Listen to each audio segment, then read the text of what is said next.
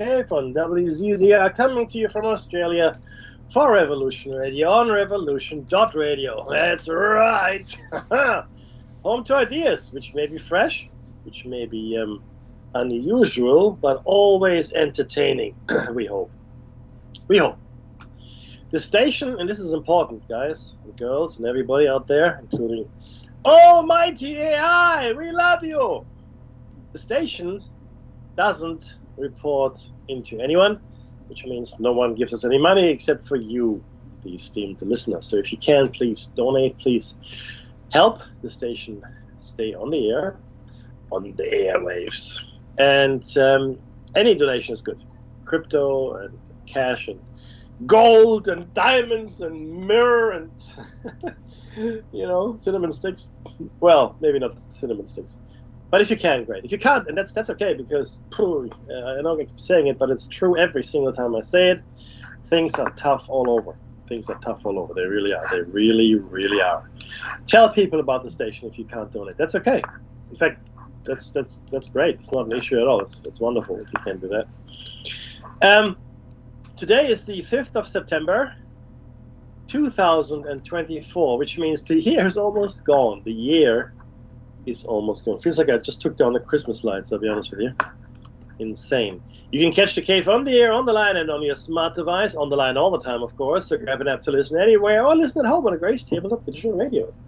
You know what? And the archives are free. The archives are completely and utterly gratis, free of charge. You can go in there and just listen to all previous content, content from the olden days or last week, as you wish.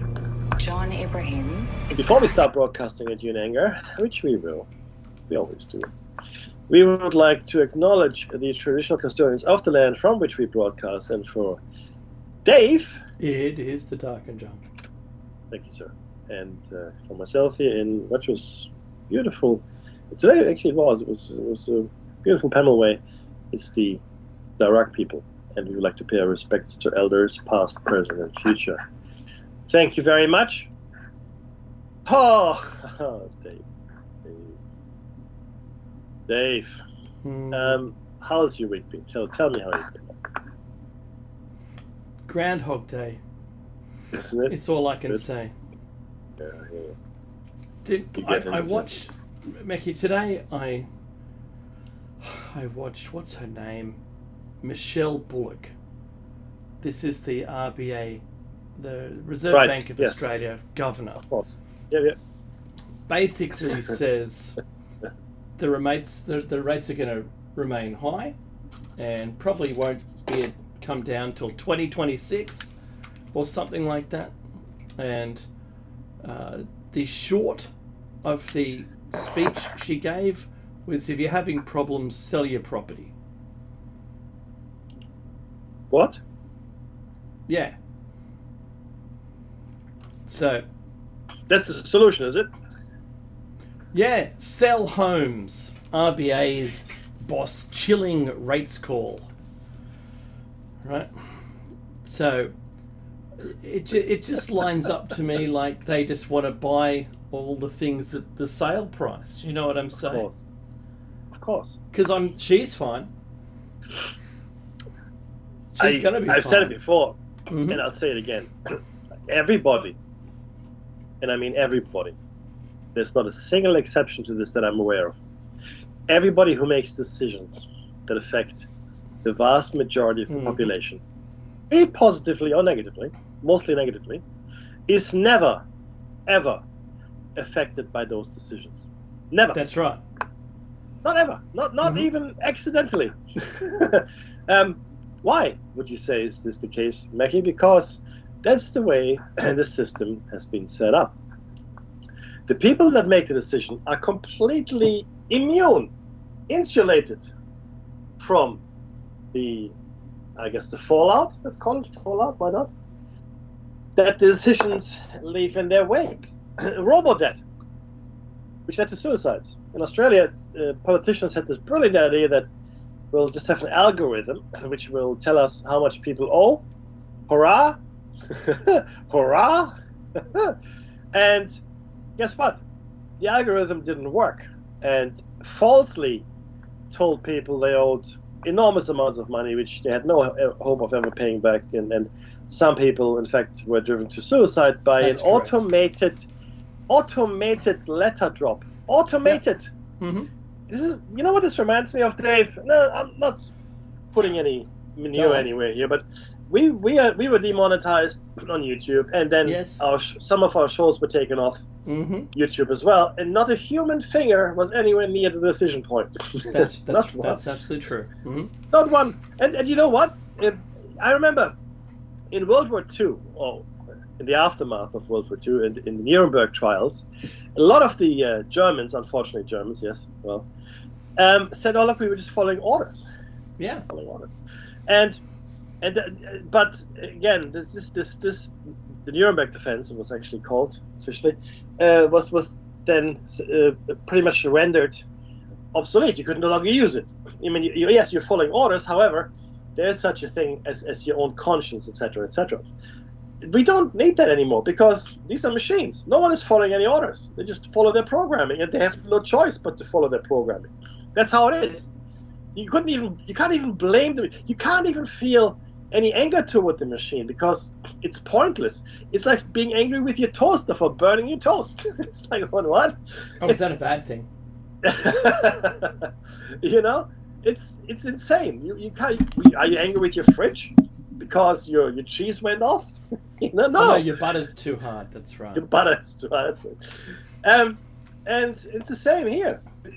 There's no one to be angry with. And I tell you what else.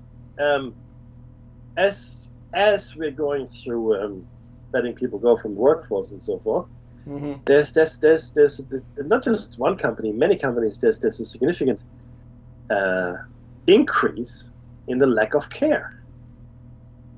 You know, used to be you couldn't tell people they're fired on a Friday or Monday. Those are statistically bad days. Now, do what you like. Do what you want. Doesn't matter. Who cares? Anything you want. it's all good. It's all good.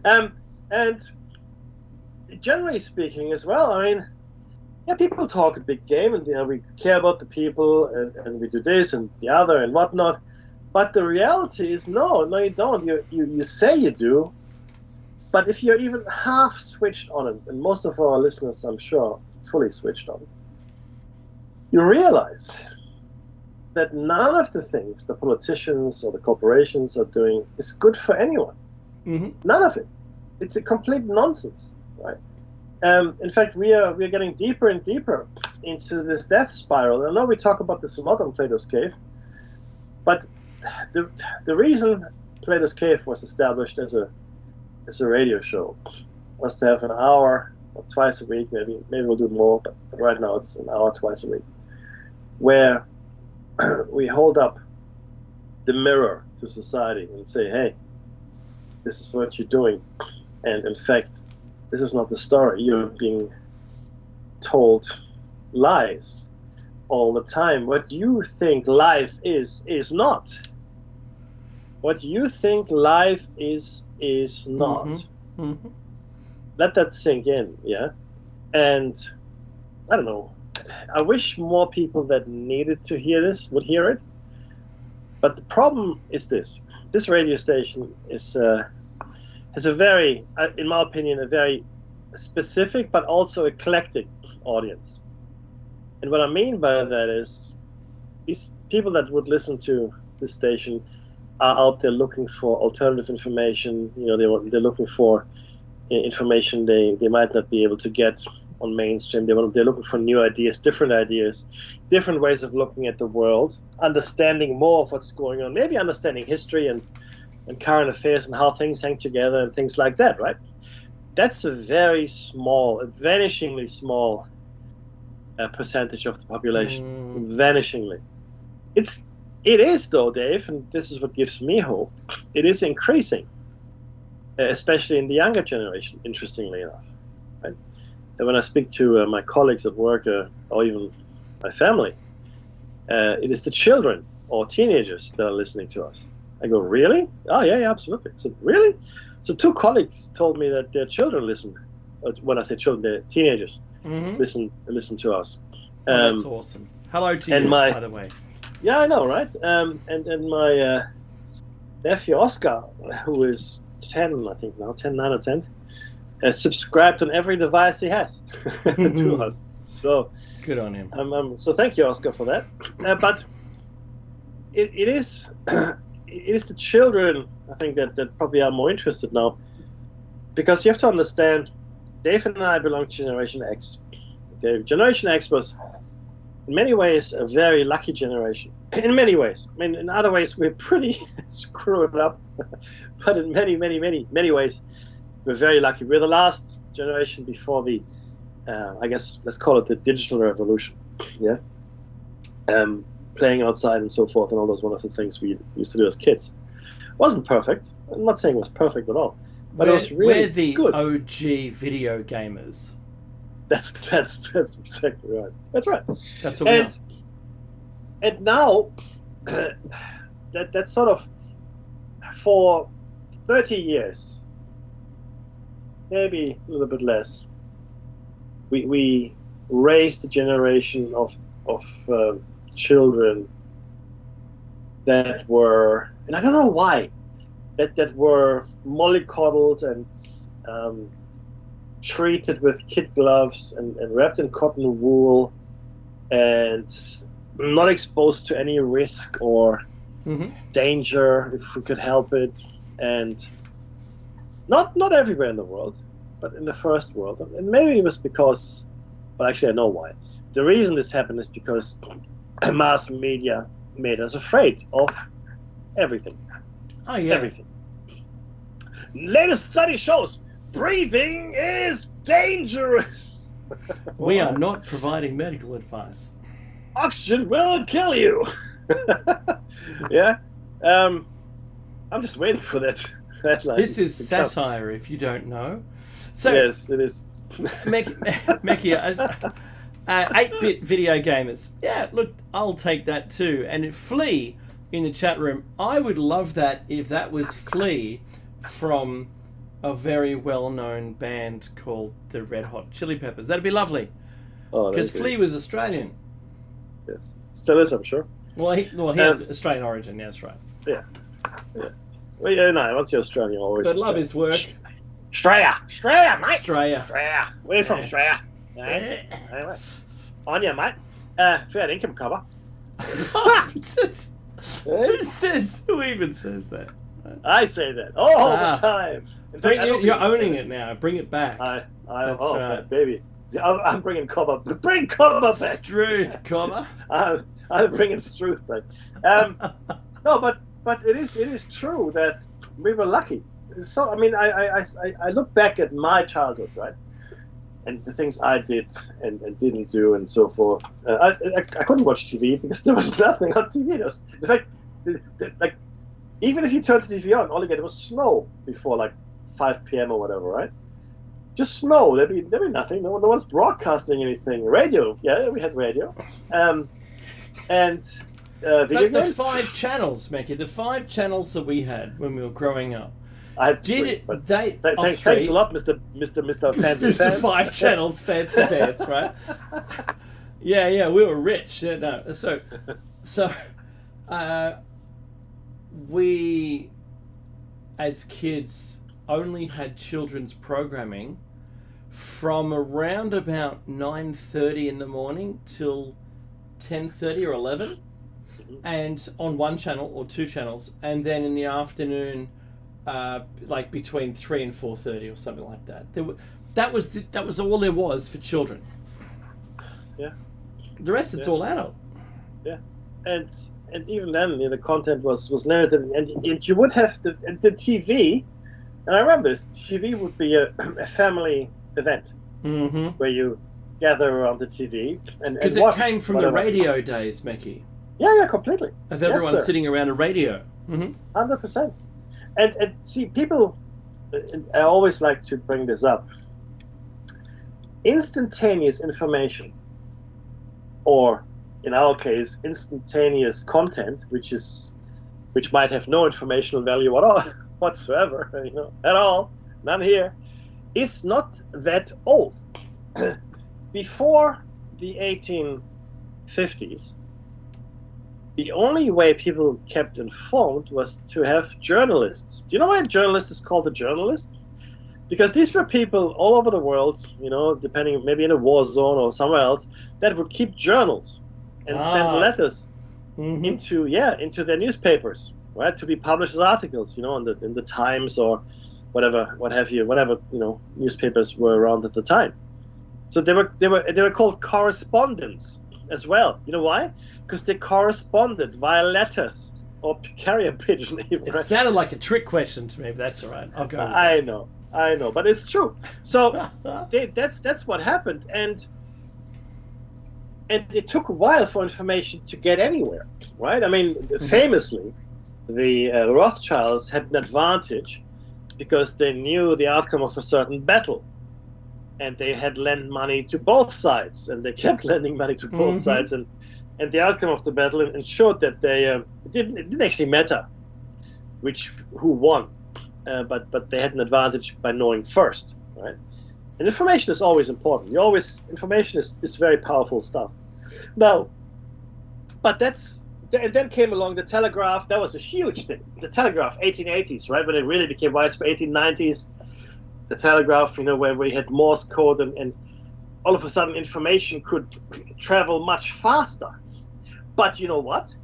The telegraph employees, they were extremely what's the best word? Respected and also ethically bound people. Because you could also send your own personal messages with a telegram, right? The telegraph could send you a message, not just news. And then the radio came. The radio was a huge thing, right? And then quickly followed by television, which was a complete revolution. Movies really. Go on. Video killed the radio star. Well, it did, because people preferred to watch moving pictures, right? But radio never died, because radio is convenient, especially because we adopted mass transport of cars. That's right. And you can't watch your TV, well, you can, once. You shouldn't, it's my opinion, but you know what, you do you, okay? And good luck at the Darwin Awards. But it's really important to understand that this mass communication, which we take as a given now, especially with the satellites up there. There were no satellites in the 1950s.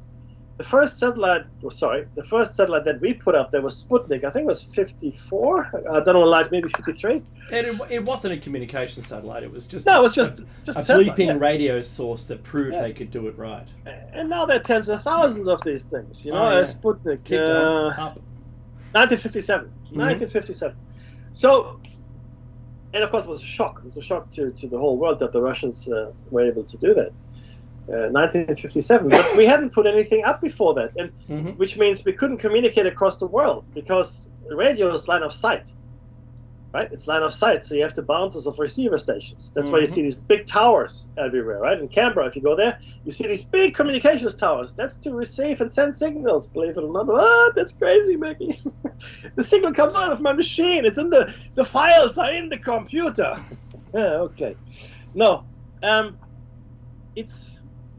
was channeling Zoolander there. It's really amazing how quickly we got used to all of it, and most of us don't understand the technology at all. Not even close. Like, what? Satellites? Who? Why? And do you remember, Mackie, when you made a phone call to another country and there was at least a 3-second delay? Oh, yeah. I also remember the string of numbers you had to dial before you got through. Because we had relatives, living in Germany, we had relatives in Turkey. It's about 3,000 kilometers, right, as the crow flies. Now, that's a 3-day journey by car, which we undertook many times, I assure you. Flying was a bit expensive for us. But yeah, we had to dial in, you dial a country code, then you dial the area code, the regional code, then the number. I mean, it literally took forever to get through, and this was on a rotary phone. And if you put your finger in the wrong hole and dial, you got to start over again, brother. That's just how it is. So you want to make sure on a rotary dial that you put your finger in the right number hole. That's what you want to do. I remember this, and I miss it in a way. Things were simpler then, you know. Yeah, well, it added to our requirement to be patient. Yes, and it was harder for people to be lied to. Mm-hmm. What I mean by that is this. They weren't inundated with information all the time, which didn't give them any chance to even halfway critically think about it, right? They had time to read books, they had time to read the paper, they had time to think about stuff, to discuss it with their friends, etc., etc. And the news weren't opinion pieces. They just told you what happened. I remember as a child, I used to love the it was called Auslandsjournal, which was like a foreign correspondent kind of thing, right? On a Friday, I think it was on a Friday night, 7:30. It came on for an hour, and they would give you these reports from all around the world, right? But they wouldn't give you an opinion, and the newscasters, they would just tell you what happened. But no, it wasn't colored at all by any opinion. And in fact, opinion, I don't remember opinion pieces at all. Interviews, the interviewee would give you an opinion, but the newscasters, there wouldn't be any opinion. They just tell you, okay, this is what happened, right?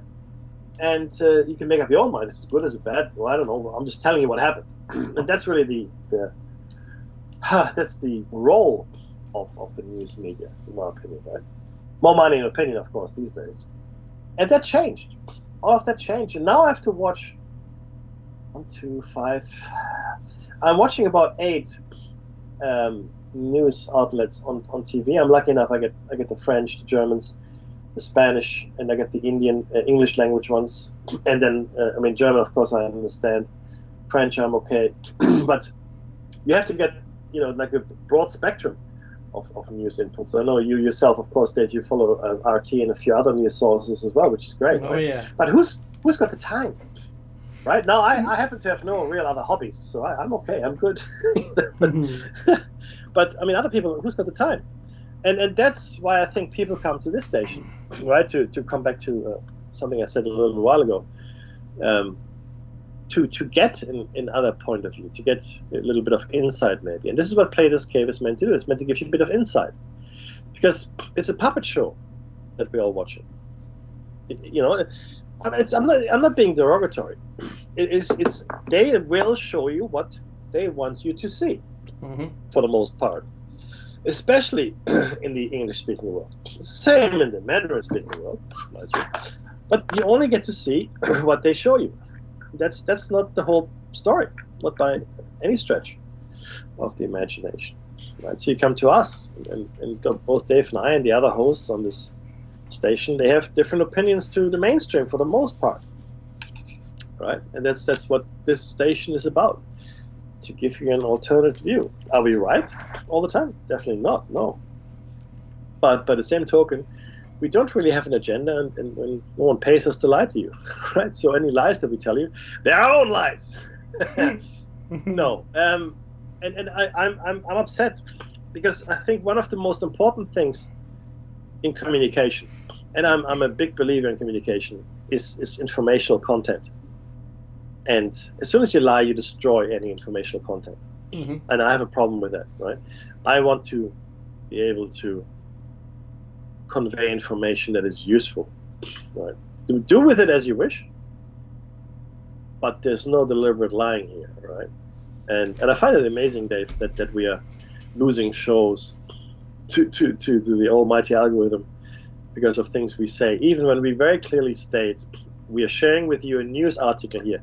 We're sharing with you a study that was published in Lancet, for example, right? And then we tell you what that is. Now, you could go and find it yourself, but you're coming here and hoping that we will give you some information that you haven't had before, which is our job. Well, we don't get paid, but that's our calling, I guess, here, right? Sure. And that's what we do. But as soon as we do that, and this is funny, and not everybody, the big names in YouTube and elsewhere, they don't get caught out like this. No, that's only right. us. I find it interesting. But again, So there was something really weird. Now I was caught up today watching a bunch of things that I had missed over the last couple of days, and this was, it burns me, Mackie, that I had to watch it. But Kamala and Wills, whoever is the second person is, on the ticket. I was watching that, Yeah. I watched the 1 hour interview where I think only 40 something minutes were spoken, and it was awful. It was awful watching Harris, because said nothing, promised to, because backtracking, Harris hasn't put any real policies out there, speaks from a teleprompter, and I'm not being terrible, but does a circular argument without adding any information. Like, for instance, are you going to ban fracking? Sorry, or what's your position? It was very soft. What's your position on fracking? Well, I've said it before and I'll say it again. My policy stands the same. Yes. No, but there's no follow-up. No, I know. So what is your policy? that was not even in the interview. So, and then just says it again without adding any new information, but all the words are reversed, right? Just, on the first day, I'm going to stand true to what I said before, and on fracking. What? Yeah. So it's very funny when I was flicking around and I found Trump, no auto cue, just talking, and he's opened himself to all sorts of ridicule by just talking. But you hear his points, and yes, he is, he's being, he's Trump. He is a known quantity. He's been in the seat before, so it's all good. But then I was listening to Tulsi Gabbard, and she can talk. Oh my goodness! And she says things, and has opinions, and she makes a very well constructed point. She adds some emotion, adds some historical information, says what the current position is, and then says what she would do. She's not even running. She's not running. But she could put a sentence together. And then you flip the channel back to Harris, and she isn't the expert that everyone, I don't know, maybe idolizes her as. There's a difference. It's almost like Biden's problem has leaked onto her, and now she's got it, right? And I thought it was very strange, Mickey, to see that people that are following Harris don't have any clue when questioned. Why are you doing that? It's like they've been hypnotized, but they don't know the detail. Yeah. I think, the right are calling those people the Trump derangement syndrome. So this, I'm only saying what's out there. I'm not saying who I would vote for, because I can't vote. And if I was living in America, I would want to see the policies. yes. I don't care who they are. I don't. At the moment, I'm watching the circus. It's a circus. There's jugglers, there's clowns, acrobats. Bring in the clowns. No, but you said something very important. Just 4 or 5 sentences ago, you said hypnotized. I believe very firmly that we are seeing mind control and hypnotism is probably too loaded a word, but I do feel that very few people are able to break the spell they're under, whatever the spell may be. This side, that side, doesn't matter. And the largest spell that I see in America right now is apathy. You've got some people that are very, very, very engaged on the Trump side, and you've got some people that are very, very engaged on the not Trump side. Right? Now, in my opinion, these are minorities. Will they vote? Well, probably. But I think the vast majority of Americans, for the most part, right? And for various reasons, which we've discussed at length here, nutrition, education, drugs, et cetera, are apathetic. And in America, Dave, as you know, you don't have to vote. No, that's right. You don't have to vote. No better way to show your support of a democracy than to lay down and not vote. Yeah. And ultimately, that's what they want. You see, the parasite, that's awesome. Yes, thank you for not voting. Thank you for letting us do whatever we want. Thank you so much. And that's where we are. In Australia, you have to vote. I mean, unfortunately, actually, no, it's changing. I'll tell you what. I feel a slight ray of hope, Dave. I'll tell you why. Mm-hmm. In Australia, we've seen the rise of the independent. Now, the major parties, being Liberal and Labour, say, "Oh, doom and gloom. The more independence, the world is going to, end in disaster." If you stray away from the two major parties, we'll have anarchy. Anarchy. It's going to go. No, It's all be crazy. Yeah. It will be anarchy against the two major parties. That's right. What you will have, though, is a system where you have to work together, all of you, to come to a good outcome to the people. I mean, look at Jackie Lambie. Now, Jackie Lambie, I think, is in Tasmania. Yes. She is an independent representative of her electorate. And like I said, there are more and more. She is extremely vocal, and I believe also very effective. I also believe that everything she says she believes. I believe that Jackie Lambie is on the level. Yeah, I really she do. is. And she's ex-military like Tulsi Gabbard. Well, that is, again, not surprising, to be honest. And she cares. And she gets upset. Oh, she does. Mm-hmm. Now, of course, she's got certain agenda points for her electorate that she wants to get done, but she also sees the greater good, And if all of our in Australia, if all of our elected officials were like that, that'd be awesome. Recently, there was a case where a woman of I think she was Muslim. I don't want to say Pakistan. I don't know if she was Pakistani background. Doesn't really matter. The point is, she was a Muslim woman in the Labour Party, and she crossed the floor to vote on something to do with the Gaza war. Right? She was unhappy. She said, "This far and no further. I have to vote my conscience," and she was kicked out of the Labour Party for her troubles. Right? Now, the same thing would have happened in the Liberal Party. Right? This is the problem here, because if you're part of a party, then the expectation is that you vote along party lines. That's right. Right? But what if that is not what you want? What if that is not what the people that elected you? And she might have come from an electorate that had a high immigrant population from the Middle East, for argument's sake, or somewhere like that, right? Mm-hmm. That had very strong sympathies for the plight of the Palestinians in Gaza, for argument's sake.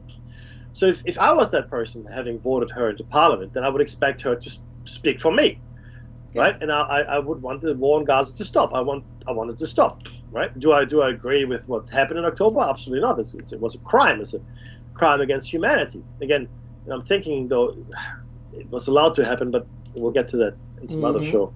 But ultimately, I would expect the person that I voted into power to represent me, which is what she did. But the party said, no, you can't do that. You can't do that. And she was forced to leave the party. Basically, to renounce. Yeah. Either to renounce her beliefs. Yeah. Or leave the party. Yeah, and so she said, well, I can't do that, so she left the party. Mm-hmm. And I say more power to her, and more power to people like that as they come along. And I do have a high hope here that more and more people will get elected that are not members of the major parties. I mean, how wonderful would it be if these people had to work together for the best of the Australian people? But the funny thing is this, though. This is where it gets complicated. Mm-hmm. And I don't know what the rules here are. Dave, maybe I'm going to do some research here. But let's say every member of Parliament is independent, for argument's sake. And maybe 2 or 3 liberal, 2 or 3 labor, whatever. Who becomes prime minister? Yeah, so that hasn't that would have to be tested, and you're absolutely right, because we have a party political system. Are the independents themselves the independent party? No, they're not. Yeah. And so it just depends. I think, Mackie, there's 2 things: the short-term solution. If more, they call them teal here. Yes, in America, right. The red and the blue, the donkey and the elephant, right? Yeah. I still think they're the worst 2 icons you could ever choose for any parties in the world. If you could choose something, how did they get passed?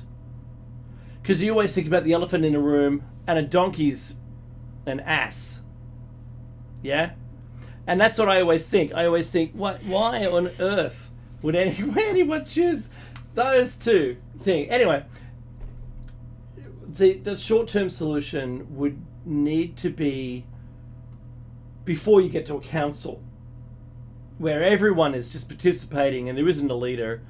There's not even maybe not even you just have to choose a Speaker of the House or something, right? Like the chairperson to deliberate, but not to choose.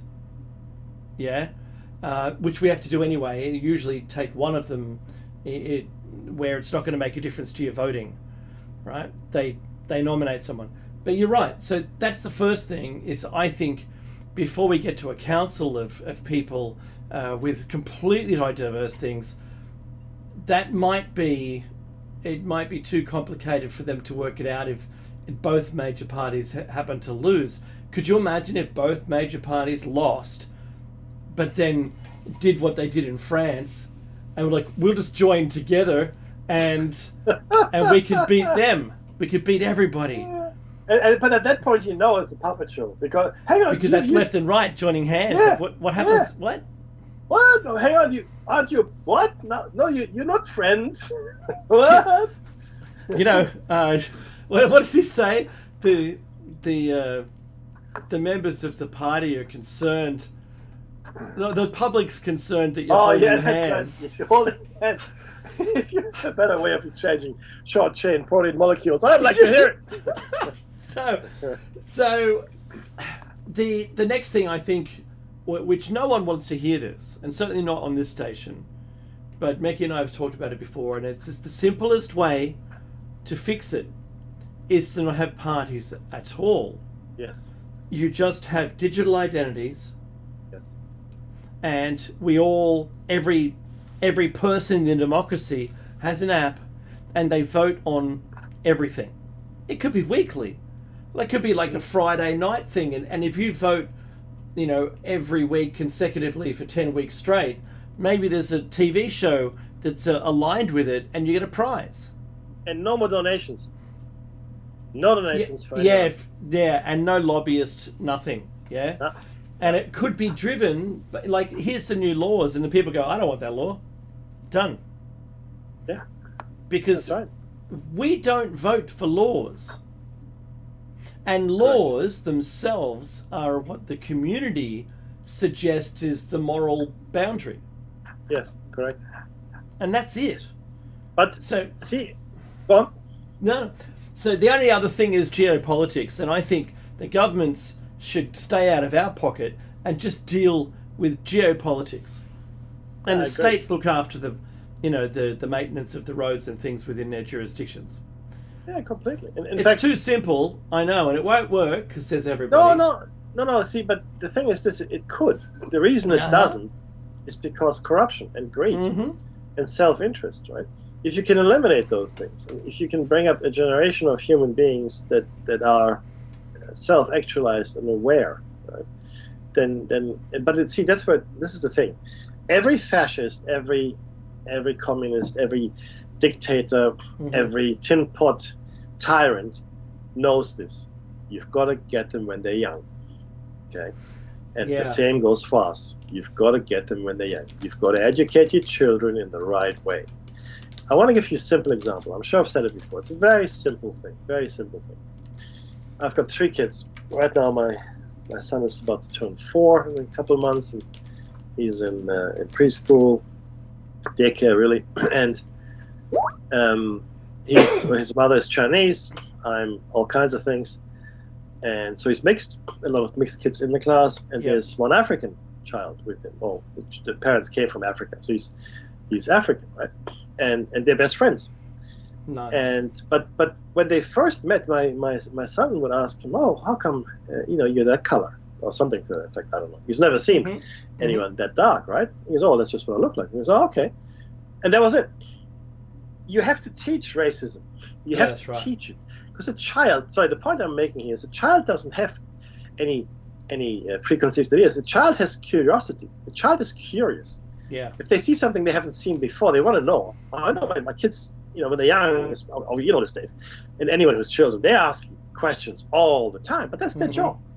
And your job is to answer them as best as you can. And it's okay to say, I don't know. It's okay. Don't say the Chinese built the wall to keep the rabbits out. Don't say that. Right? It's okay not to know, but then try to make an effort to find out, right? But the point is, we don't really teach racism here in my house, right?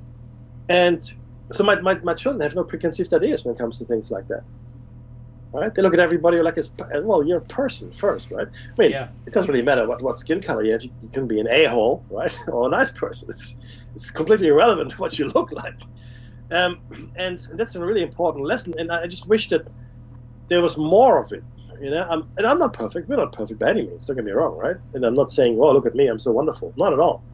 Because I went through hell as far as racism is concerned, and that was one of the things I tried to do better. I'm sure I'm failing in 10 other things, right, as a parent.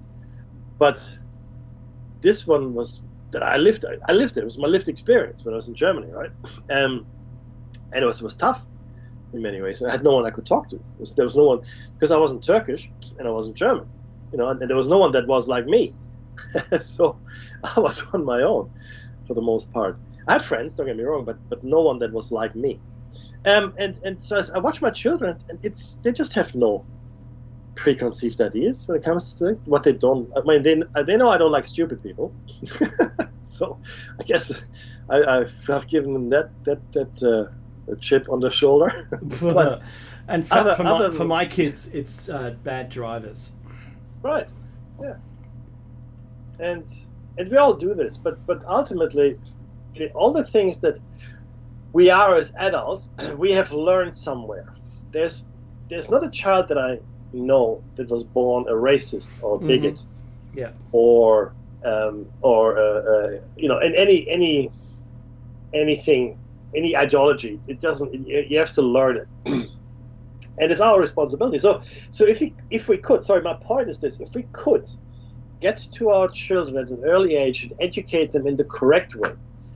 Not in this, in German we call it 0815, which means 0815, which means like a conveyor belt kind of methodology of education. 0815, where everybody's just, pressed into the same mold. They used to do it for the army, but now it happens to work really well for the corporate world, as we all know. That's really what it's there for. The educational system, that is, unless you're gifted or somehow rich and you can navigate it better. But if every child had the opportunity to explore their talents, their interests, and learn at their pace, just imagine that, just for a second, just glimpse that world where no one is left behind, okay, because of socioeconomic status, color of their skin, their religion, if they're born in the southern hemisphere or whatever it might have been. Just glimpse that world just for a moment and then see the possibilities. But we're not there. We're not there because we've given over control of the world to a handful of greedy, corrupt men. And it's men mostly, right? I say men advisedly. Greedy, corrupt men. Do you know, Meki, we could change the education system entirely by using AI. And I mean that AI, it just, even if it was the same curriculum that is currently being taught, the same one, and all of the facets, across all of the, what do you call them? Like, the silos. Let's say, math, English, blah, blah, blah, sciences, everything that's, everything that they're currently being taught. If you fed that into an AI and said, look,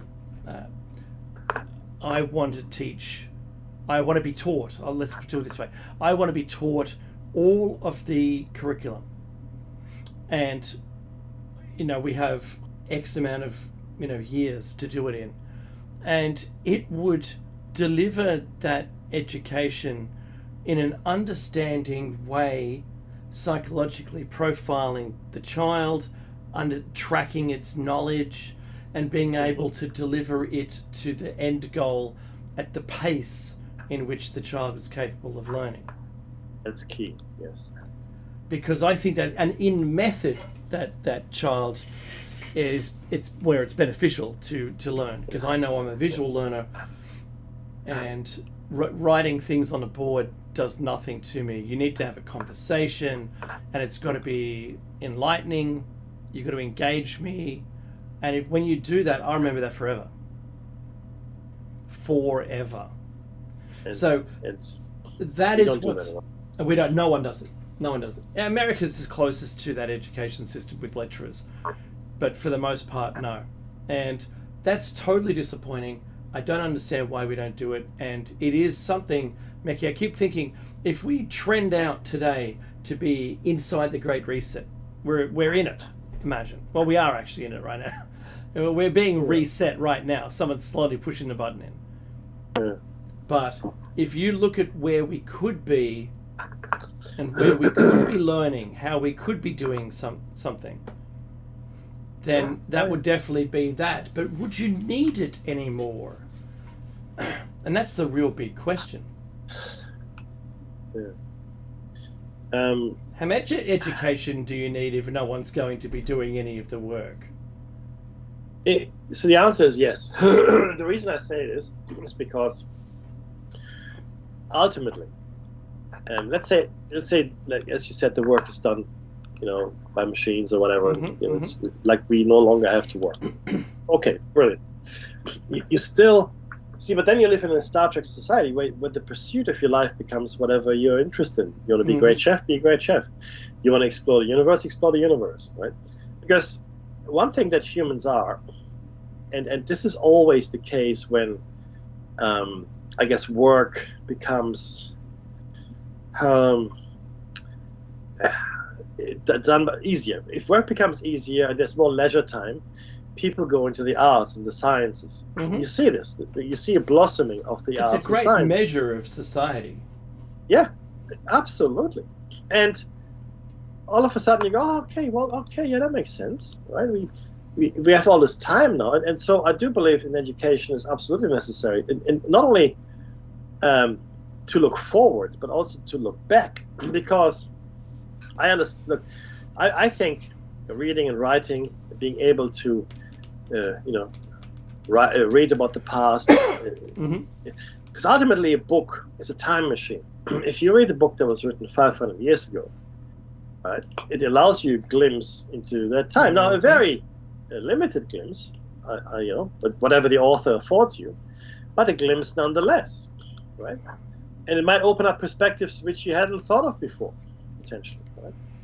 And it's a wonderful thing, and it's like a time capsule that travels forward. But you also understand your present and future better if you understand the past, and then sciences, right?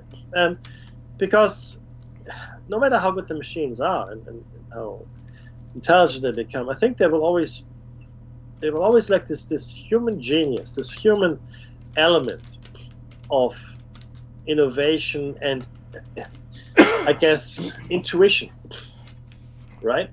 And the ability to break into other realms, be it through meditation or with the help of ritual drugs like ayahuasca or whatever you might have, right? Something a machine could never do, right? And I think no matter how good the AI is, since we're talking about the spiritual, I don't think they could ever go into the spiritual realms. Is my opinion. That's my opinion only, right? I'm saying this.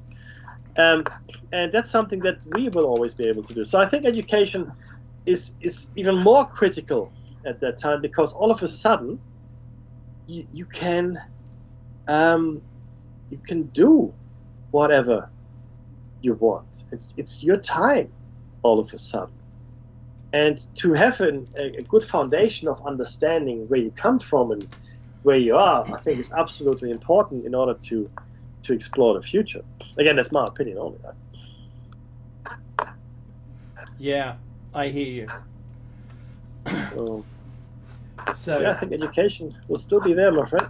Yeah, I agree, but I would like to see it done in a way that supports the individual's ability to absorb knowledge.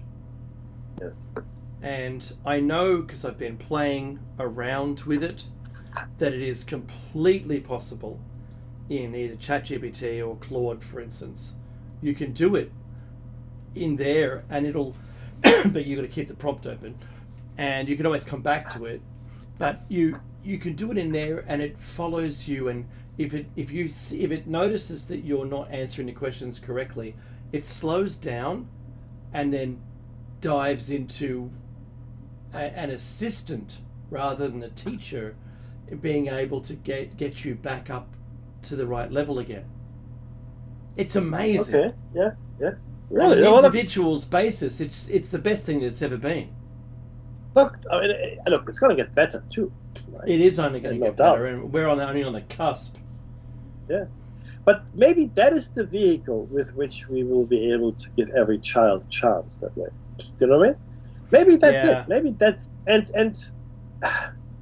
it'll be egalitarian, because it will be available, hopefully to a lot of people. And hopefully the people that are taught maybe in this way are, well, dare I say it, better people. Better people. Do we express that kind of hope in even though we fear to be dashed down? I don't know, Dave. I for all my cynicism, I still nurse a nugget of hope somewhere deep down that things can be better. I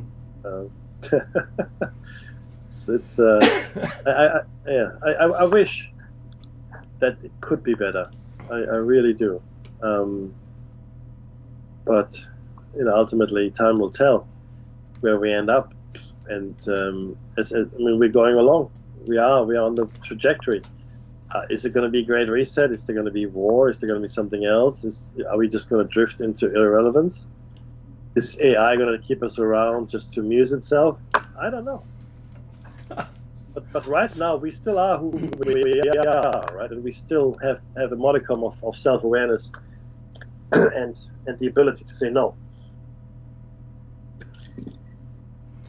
Yeah, that is true for the time being, of course. That's a very good point. There wasn't anything else that I wanted to bring up today. I know we've only got 2 minutes left, because an hour just flies by, doesn't it? It does. So yeah. Oh, by the way, 29 degrees for 3 days. That's what it's going to be, which is more than 10 degrees over the average for this time of year. It used to be 6 degrees and 6 weeks, kind of off kilter, but now it's completely different. They did Becky. They did a one of those preemptive burns of the forest to reduce the fuel load coming into summer, which is going to be horrendous, by the way. But when they lit it was fine, and then temperature went up to 30 degrees, and whoa boy, that became a problem. And then we got all these high winds. It was hilarious to see that it wasn't. It was just hilarious. Anyway, you can take No. I hear you, but the problem is that if this carries through into summer, where it goes into the 40s, and you got high winds, because that's what caused Remember the horrible I know, summer we had? 2019. Yeah. It was, yeah. I mean, the thing is, then COVID happened, and we forgot all about the fire, right? Well, it was winter one day, and the next day it was summer. We didn't have a middle bit. No, it was nuts, and I fear that the conditions are right again because we had really wet winters, which means there's a lot of undergrowth, right? And yeah. Oh, there's the music. Sorry. Thank you so much for sharing your hour with us. You have been listening to Plato's Cave, and we appreciate your time and hope that you took something away from it. Don't go anywhere. Something is going to come up, I'm sure, and it's going to be awesome. I'm sure of that also. But most of all, be, Dave, safe.